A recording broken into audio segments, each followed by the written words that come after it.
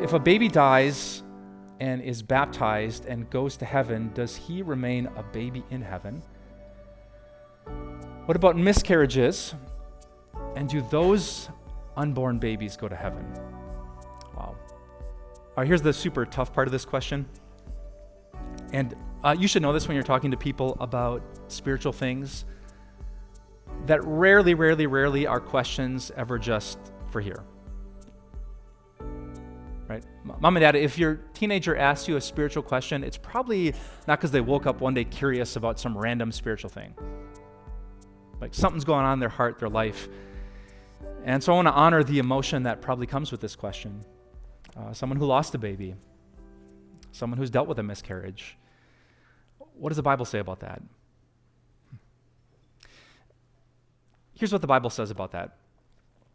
In 1 Corinthians 15, the Apostle Paul talks about the kind of bodies that we will have when Jesus comes back. So when we go to heaven and we're just a soul and we leave our body behind, what that looks like in the presence of God, I have no idea. Like, what is a soul without a body? No clue. Now, when Jesus comes back and he renovates the earth, Christians believe that there will be a resurrection from the dead and you will have a glorious new body. And maybe we can connect that question, will that body be a baby? Like, if you die when you're 85 or when you're 2 months old, do you get the body you died with or a body in your prime? What's the Bible's answer to that? Like, if you were married and your spouse died at age 30 and then you live to 85, will you be, like a old grandma in heaven and here's this young guy you get to hang out with for all of eternity? The Apostle Paul actually answers that question, believe it or not, in 1 Corinthians 15, if you're taking notes. And here's what he says. He says in verse 35, someone will ask, how are the dead raised? With what kind of body will they come? There's the question, right? Here's the answer. How foolish! What you sow does not come to life until it dies.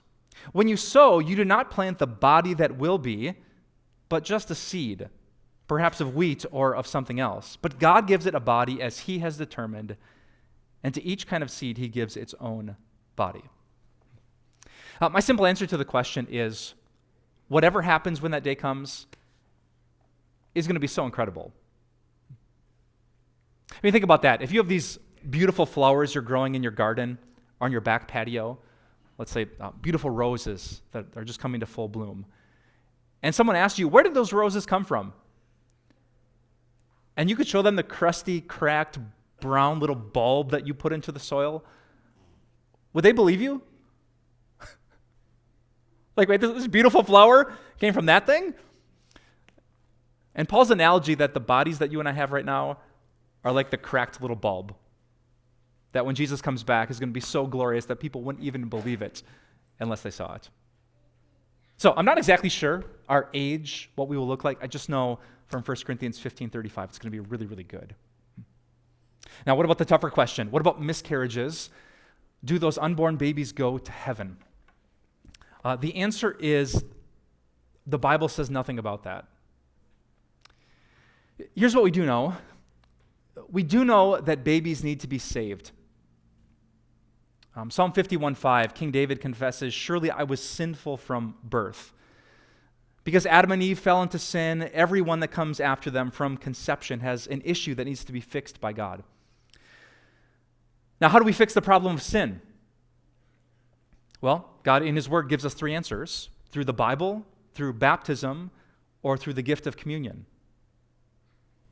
But is there a way you can get the Bible or baptism or the gift of communion to a baby in the womb?